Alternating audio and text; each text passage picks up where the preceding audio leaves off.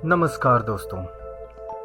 आज की कथा में हम आपको 3 पौराणिक प्रसंग बता रहे हैं जो भगवान विष्णु के श्री राम के रूप में अवतार लेने से संबंधित है। पहला प्रसंग जय विजय को सनकादि मुनि के द्वारा दिए गए श्राप से जुड़ा हुआ है। एक बार सनकादि मुनि भगवान विष्णु के दर्शन करने बैकुंठ आए। उस समय बैकुंठ के द्वार पर जय विजय नाम के 2 द्वारपाल पहरा दे रहे थे। जब सनकादि मुनि द्वार से होकर जाने लगे तो जय विजय ने हंसी उड़ाते हुए उन्हें बेंत उठाकर रोक दिया। क्रोधित होकर सनकादि मुनि ने उन्हें 3 जन्मों तक राक्षस योनि में जन्म लेने का श्राप दे दिया।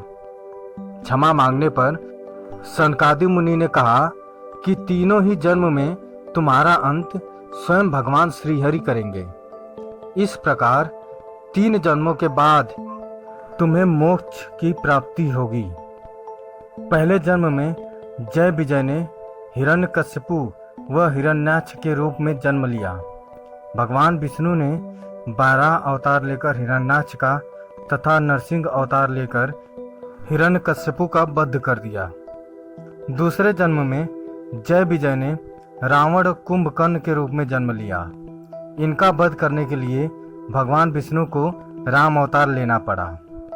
तीसरे जन्म में जय विजय शिशुपाल और दंतवक्र के रूप में जन्मे।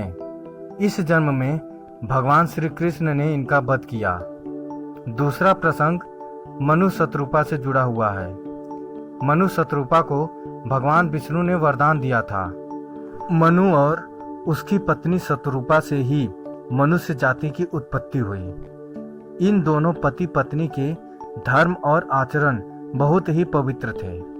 वृद्ध होने पर मनु अपने पुत्र को राजपाट देकर वन में चले गए। वहां जाकर मनु और शतरूपा ने कई हजार साल तक भगवान विष्णु को प्रसन्न करने के लिए तपस्या की। प्रसन्न होकर भगवान विष्णु प्रकट हुए और वर मांगने के लिए कहा। मनु और शतरूपा ने श्री हरि से कहा कि हमें आपके समान ही पुत्र की अभिलाषा है। उनकी इच्छा सुनकर श्री हरि ने कहा कि संसार में मेरे समान कोई और नहीं है, इसलिए तुम्हारी अभिलाषा पूरी करने के लिए मैं स्वयं तुम्हारे पुत्र के रूप में जन्म लूंगा। कुछ समय बाद आप अयोध्या के राजा दशरथ के रूप में जन्म लेंगे। उसी समय मैं आपका पुत्र बनकर आपकी इच्छा पूरी करूंगा। इस प्रकार मनु और शतरूपा को दिए वरदान के कारण भगवान विष्णु को राम अवतार लेना पड़ा। तीसरा प्रसंग नारद मुनि से जुड़ा हुआ है। देव ऋषि नारद को एक बार इस बात का घमंड हो गया कि कामदेव भी उनकी तपस्या और ब्रह्मचर्य को भंग नहीं कर सके। नारद जी ने यह बात शिव जी को बताई। देव ऋषि के शब्दों में अहंकार भर चुका था। शिव जी यह समझ चुके थे कि नारद अभिमानी हो गए हैं। भोलेनाथ ने नारद से कहा कि भगवान श्री हरि के सामने अपना अभिमान इस प्रकार प्रदर्शित मत करना। इसके बाद नारद भगवान विष्णु के पास गए और शिव जी के समझाने के बाद भी उन्होंने श्री हरि को पूरा प्रसंग सुना दिया। नारद भगवान विष्णु के सामने भी अपना घमंड प्रदर्शित कर रहे थे। तब भगवान ने सोचा कि नारद का घमंड तोड़ना होगा, यह शुभ लक्षण नहीं है। जब नारद कहीं जा रहे थे तब रास्ते में उन्हें एक बहुत ही सुंदर नगर दिखाई दिया, जहां किसी राजकुमारी के स्वयंवर का आयोजन किया जा रहा था।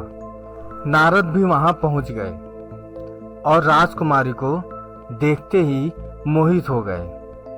यह सब भगवान श्री हरि की माया ही थी। राजकुमारी का रूप और सौंदर्य नारद के तप को भंग कर चुका था। इस कारण उन्होंने राजकुमारी के स्वयंवर में हिस्सा लेने का मन बनाया। नारद भगवान विष्णु के पास गए और कहा कि आप अपना सुंदर रूप मुझे दे दीजिए, जिससे कि वह राजकुमारी स्वयंवर में मुझे ही पति रूप में चुने।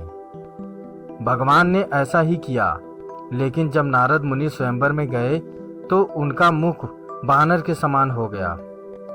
उस स्वयंवर में भगवान शिव के 2 गण भी थे।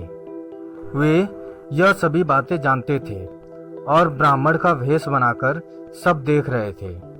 जब राजकुमारी स्वयंवर में आई तो बंदर के मुख वाले नारद जी को देखकर बहुत क्रोधित हुई। उसी समय भगवान विष्णु एक राजा के रूप में वहां आए। सुंदर रूप देखकर राजकुमारी ने उन्हें अपने पति के रूप में चुन लिया। यह देखकर शिवगण नारद जी की हंसी उड़ाने लगे और कहा कि पहले अपना मुख दर्पण में देखिए। जब नारद जी ने अपना चेहरा बानर के समान देखा तो उन्हें बहुत गुस्सा आया।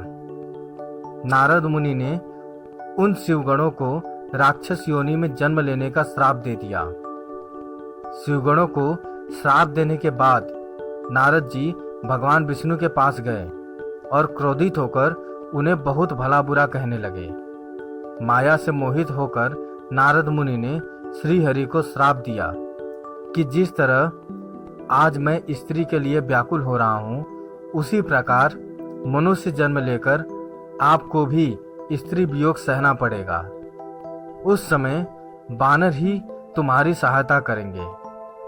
भगवान विष्णु ने कहा ऐसा ही हो और नारद मुनि को माया से मुक्त कर दिया। तब नारद मुनि को अपने कटु वचन और व्यवहार पर बहुत ग्लानि हुई और उन्होंने भगवान श्री हरि से क्षमा मांगी। भगवान श्री हरि ने कहा कि ये सब मेरी ही इच्छा से हुआ है, अतः तुम शोक न करो। उसी समय वहां भगवान शिव के गण आए जिन्हें नारद मुनि ने श्राप दिया था। उन्होंने नारद मुनि से क्षमा मांगी। तब नारद मुनि ने कहा कि तुम दोनों राक्षस योनि में जन्म लेकर सारे विश्व को जीत लोगे।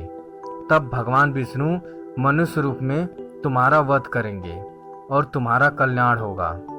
नारद मुनि के इन्हीं श्रापों के कारण उन शिव गणों ने रावण और कुंभकर्ण के रूप में जन्म लिया और श्री राम के रूप में अवतार लेकर भगवान विष्णु को स्त्री वियोग सहना पड़ा।